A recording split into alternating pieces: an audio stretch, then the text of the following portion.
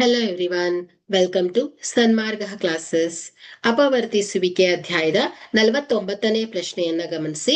ಅಪವರ್ತಿಸಿ 8x plus 3x² plus 4. So ಮೊದಲನೇದಾಗಿ ಇದನ್ನ ನಾವು ಒಂದು ಸ್ಟ್ಯಾಂಡರ್ಡ್ ಫಾರ್ಮಿಗೆ ಬರ್ಕೊಳ್ಬೇಕಾಗತ್ತೆ.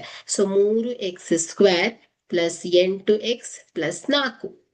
ಸೊ ಈಗ ನಾವು ಮಧ್ಯದ ಪದವನ್ನ ಹೊಡಿಬೇಕು. ಸೊ ನೋಡಿ, 4 3 12. ಓಕೆ, ಸೊ ಮೊದಲನೇ ಮತ್ತು ಕೊನೆಯ ಪದದ ಸಹಗುಣಕ 4 3 12.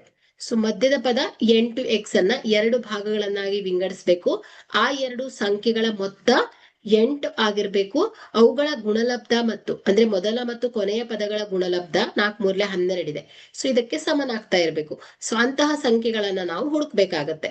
ಸೊ 6 2 12 ನೋಡಿ, 3x² plus 6x plus 2x ಅಂತ ಹೊಡ್ಕೊಳ್ತಾ ಇದ್ದೇನೆ ಮಧ್ಯದ ಪದವನ್ನ.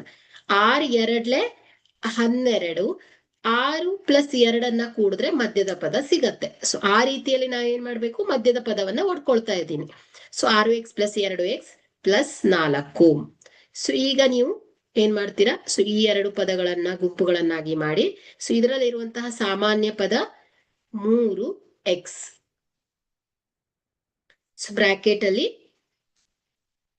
x plus 2. ಸೊ ಇಲ್ಲಿ 2 ಸಾಮಾನ್ಯವಾಗಿದೆ. So x plus 2. ಸೊ ಈ 2 ಪದದಲ್ಲಿರುವಂತಹ ಸಾಮಾನ್ಯ ಪದ x plus 2 into 3x plus 2.